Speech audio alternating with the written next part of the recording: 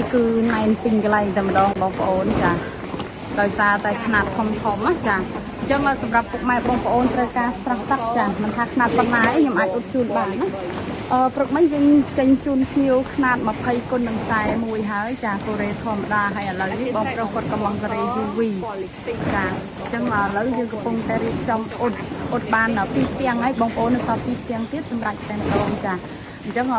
ពួក UV នេះបងប្អូនដឹងហើយថាជាប្រភេទតង់មួយដែលមានកម្រាស់ក្រាស់ល្អស្វិតធន់ជាមួយនឹងកម្ដៅជាពិសេសគឺប្រើបានយូរឆ្នាំជាងប្រភេទកូរ៉េធម្មតាចាហើយតម្លៃរបស់វាគឺសមរម្យបងប្អូនធ្វើស្រះធំប៉ុណ្ណាក៏បានដែរគឺថាខ្ញុំអាចឧបជូនបងប្អូនបានទាំងអស់គ្នាណាចា